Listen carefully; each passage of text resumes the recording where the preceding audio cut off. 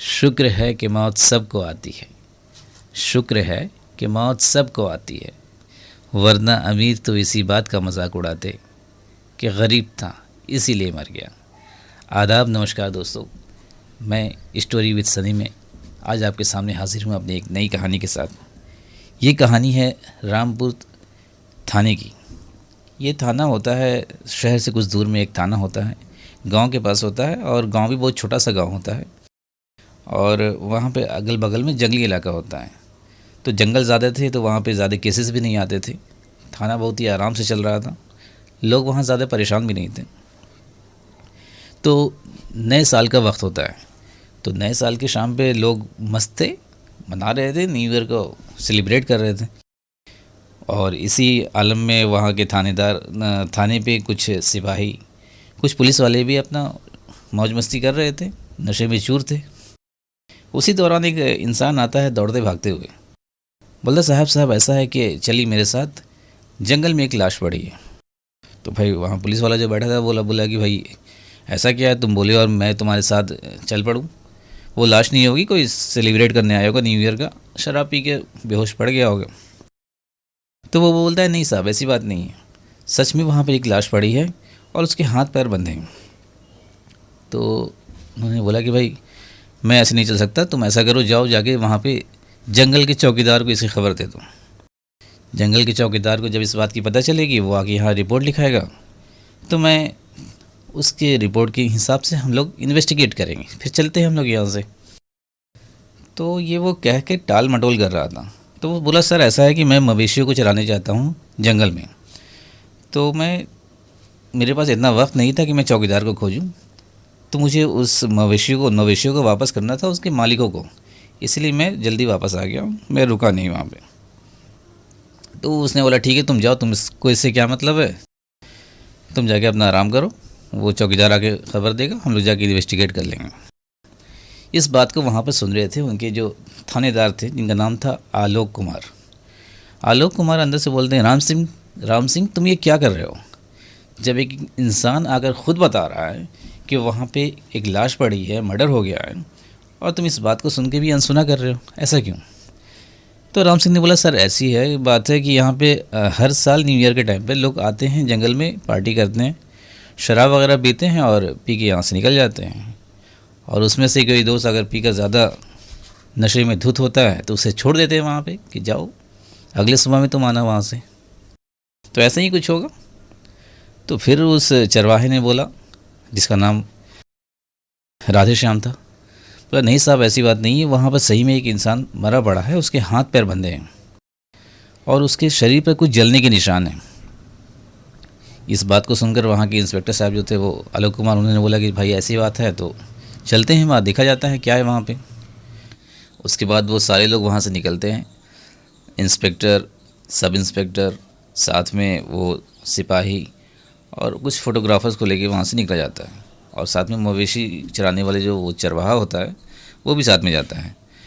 जब जंगल पहुँचते हैं तो इंस्पेक्टर साहब और भी लोगों ने देखा कि सही मायने में यहाँ पे एक इंसान पड़ा है, जिसकी उम्र लगभग 50 से 55 साल की थी, और उसके हाथ पैर को बांध के रखा गया था और उसके कपड़े को भी वो फाड़ के, उसके बदन से फाड़ के, या तो वो कैंची या चाकू या ब्लेड किसी भी चीज़ से फाड़ के उसके कपड़े को वहाँ से अलग किया गया था। तो देखते के साथ इंस्पेक्टर साहब ने बोला कि भाई ये तो लग रहा है देखने में कि साफ़ इसे जलाया गया है, और वो भी जलाया गया है ऐसे नहीं, इतनी अच्छे से कलाकारी से जलाया गया है, जैसे लग रहा है कि ज़ेब्रा के बदन पर जैसे धारीदार निशान होते हैं वैसे ही धारीदार निशान इसके पूरे बदन पर है। और बगल में वहाँ पर रखा हुआ था एक शराब का बोतल था भी रखा हुआ था, एक खाली ग्लास भी था। ये देखते के साथ ही वहाँ पर राम सिंह ने बोला देखिए सर, मैं बोल रहा था ना कि यहाँ पे लोग आते हैं पार्टी करने के लिए, देखिए यहाँ पे ये पार्टी करके बेहोश पड़ा है या मर गया होगा जो भी है। नहीं, इसको देखने से ऐसा तो नहीं लग रहा है कि ये पार्टी करने लायक है। क्यों? क्योंकि ये देखने में ही भिखारी जैसा लग रहा है, और पार्टी करने आता तो क्या ख़ास सिर्फ एक बोतल और एक गिलास लेके आता, बाकी की बोतल और बाकी गिलास कहाँ है? इस पर उनके सब इंस्पेक्टर बोलते हैं कि सर हो सकता है कि फिंगरप्रिंट छुपाने के इरादे से वो लोग सारी बोतलें और गिलास ले गए और एक छोड़ के चले गए यहीं पे। पर नहीं, ये तो हमें पार्टी जैसा लग नहीं रहा है। और ये जलने की जो निशान है, इंस्पेक्टर साहब का कहना था कि जलने के जो निशान है वो ऐसे लग रहे हैं जैसे इसे एक बिजली की तार से जलाया गया या बिजली इसकी बॉडी में फ्लो करके जलाया गया है। और यहाँ पर दूर दूर तक कहीं पे भी बिजली का नामो निशान नहीं, ना कोई बिजली का खंभा है यहाँ पे, ना कोई बिजली का तार है यहाँ पे। तो फिर ऐसा कैसे हो सकता है? तो उन्होंने बोला कि सर, हो सकता है कि किसने बाहर में मारा हो इसे और यहाँ ला के रख दिया हो। ऐसा उनके सब इंस्पेक्टर का कहना था कि हो सकता है कहीं और मारा गया हो इसे और पकड़े ना जाए इसलिए यहाँ ला के फेंक दिया गया हो। तो इंस्पेक्टर साहब ने कहा कि नहीं, ऐसा भी नहीं लग रहा है, क्योंकि उसकी बॉडी पे जैसे जलने के निशान है, अगर ऐसा होता तो उसके कपड़े पे उसके मांस का कुछ टुकड़ा तो ज़रूर सटा होता। जैसी हालात हो रही है उसके बॉडी की, मांस का कुछ ना कुछ टुकड़ा तो ज़रूर सटा होता, मगर ऐसा कुछ नहीं है, कपड़ा ठीक ठाक है। इसका मतलब है कि उससे पहले कपड़े फाड़ के उसके हटाए गए, उसके बाद उसे जलाया गया है। तो ऐसा करो कि पहले इनका पोस्टमार्टम रिपोर्ट आने दो, उसके बाद देखा जाता है क्या होता है। 2 दिनों के बाद पोस्टमार्टम रिपोर्ट आता है और इसमें यही बताया गया था कि उसकी बॉडी से लो इंटेंसिटी इलेक्ट्रिसिटी को फ्लो कराया गया है, मतलब कम वोल्टेज कम पावर की इलेक्ट्रिसिटी को उसके बॉडी से फ्लो कराकर उसकी जान ली गई। तो इंस्पेक्टर साहब ने बोला कि पहले तो इसकी फ़ोटो को दिखाओ आसपास के गांव में और पता करो कि ये कौन है। कुछ दिनों के बाद मालूम हो जाता है कि सही मायने में ये भिखारी है। और वहाँ पर एक शंकर मंदिर था उस गांव में, वहीं पर बैठकर वो भीख मांगा करता था। तो बाकी की और जानकारी जुटाई गई तो पता चला कि उसका घर वहीं पर कुछ दूर में जाके एक ब्रिज है, ब्रिज के नीचे वो एक छोटी सी झोपड़ी बनाकर रहता था। उसके आस पड़ोस के लोगों से पूछा गया तो पता चला कि वो था बड़ा ही शांत प्रवृत्ति का इंसान, किसी से कोई मतलब नहीं था, किसी से कोई उलझना कुछ नहीं था ऐसा कुछ, मगर था वो एक शौकीन शराब का। शराब पिया करता था, मगर शराब पीने के बाद भी वो हल्ला हंगामा नहीं किया करता था, आराम से जाकर अपनी कुटिया पर अपनी झोपड़ी में सो जाता था। तो भाई ऐसा क्या हुआ? तो इंस्पेक्टर साहब बोले ऐसा करो, चलो उसके झोपड़ी के पास चलते हैं और उसके पड़ोसियों से कुछ पता करते हैं। तो कुछ देर के बाद इंस्पेक्टर साहब आलोक कुमार वो पहुंच जाते हैं उस फ़कीर के गांव में और वहाँ उसके आस पड़ोस में उस लोगों से पूछना शुरू करते हैं कि भाई कैसा ये इंसान था मोहन। जो फ़कीर होता है, भिखारी होता है, उसका नाम मोहन होता है। तो पूछते लगते हैं कि मोहन किस तरह का इंसान था। तो लोग बोलते हैं कि बड़ा सीधा साधा इंसान था, कोई दिक्कत परेशानी नहीं थी उसके साथ, किसी के साथ कोई लड़ाई होती नहीं थी उसकी, मगर उसका एक उसूल था कि मंदिर में कोई भी पूजा हो रही हो, चाहे मंदिर में कितनी भी भीड़ लगी हो, वो रात 8 बजे के बाद भीख नहीं मांगता था। रात 8 बजे के बाद उसका एक ही काम था कि अपनी कुटिया में जाता था, झोपड़ी में बैठता था, वहीं बैठ के वो शराब पीता था और शांति के साथ चुपचाप से सो जाता था। तो इंस्पेक्टर ने पूछा कि क्या उसकी किसी से कुछ लड़ाई झगड़ा, कोई दुश्मन उसका, कोई दोस्त? और तो सर ऐसा तो कुछ है नहीं, उसका कोई किसी से लड़ाई झगड़ा था नहीं, कोई दुश्मन होगा क्या? मगर सर 15-20 दिनों से हम लोग ये देख रहे थे कि वो यहाँ पे एक नदीम नाम का चौराहे पर मैकेनिक है, उससे वो रुककर 5-10 मिनट डेली बातें किया करता था। तो इंस्पेक्टर साहब ने पूछा कि भाई नदीम क्या किसी तरह का कोई नशेड़ी है या नशा का कोई काम करता है क्या? बोले सर हम लोगों को पता नहीं, हम लोगों के पास गाड़ी तो है नहीं कि उससे जाके बैठ के बातें करें। तो इंस्पेक्टर साहब बोलते हैं ठीक है, अपने एसआई को बोलते हैं कि ऐसा करो नदीम को उठा के थाने लेके आओ। कुछ ही देर के बाद नदीम को थाने पर लाया जाता है। इंस्पेक्टर साहब पूछते हैं कि बताओ तुम मोहन को कैसे जानते थे? उसने बोला कि सर मोहन को बस इतना ही जानते थे कि उसे बीड़ी का शौक़ था, हम लोग उसे बीड़ी पिला दिया करते थे, इससे अलावा कोई जान पहचान नहीं थी उससे। उनका दूसरा क्वेश्चन था, इंस्पेक्टर साहब का दूसरा क्वेश्चन था, तुमने मोहन को क्यों मारा? वो हक्का बक्का रह गया, सर मैं क्यों मारूंगा, एक फ़कीर का जान लेकर, एक भिखारी का जान लेकर मुझे क्या मिलेगा? कौन सा उसके पास इतना दौलत हो रहा था कि मुझे मिल जाता वो? ऐसा तो कुछ है नहीं। इंस्पेक्टर ने बोला कि मेरे पास सारी जानकारी है, सारा इन्फॉर्मेशन है, मेरे पास सबूत है, गवाह है कि तुमने ही उसकी मर्डर की है। अपने तरीके से बताते हो या मैं अपने तरीके से पूछूं? वो फिर बोलता है नहीं सर मैंने कुछ नहीं किया, मैंने नहीं मारा उसे। बोलते हैं ठीक है, थोड़ी उसकी कुटाई पिटाई की जाती है, उसके बाद उसने अब राज उगलना शुरू किया। बोला ठीक है सर मैं बता रहा हूँ। उसने बोला कि सर मोहन की जान एक शर्त की वजह से गई है। एक शर्त ने उसकी जान ले ली। कैसा शर्त? इंस्पेक्टर ने पूछा, कैसा शर्त? तब मोहन ने बताया कि सर, मैं स्टैंडर्ड 12 में जब मैं था, तो मतलब इंटरमीडिएट में जब मैं था, तो मैं साइंस का स्टूडेंट था और फिज़िक्स मेरा फेवरेट सब्जेक्ट था। वो बात और है कि मैं स्टैंडर्ड 12 पास नहीं कर पाया। इस वजह से मैंने ट्रेनिंग दी और मैकेनिक का दुकान खोल दिया। तो बोला, भाई इसमें मरने का कौन सा बात है, शर्त कहाँ आ गया इसमें? बोला, सर वही तो बता रहा हूँ, शर्त के बारे में मैं बता रहा हूँ।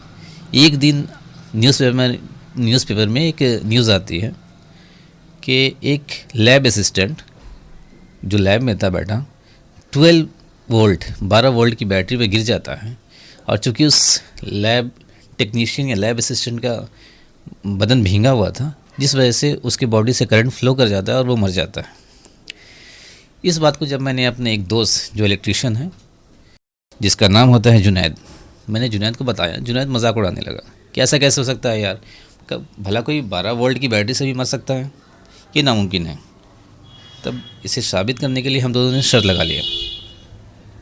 इस बात को साबित करने के लिए हम दोनों ने शर्त लगा लिया, और शर्त भी लगाई वो 5-5 हज़ार का। वो शर्त था 5-5 हज़ार का।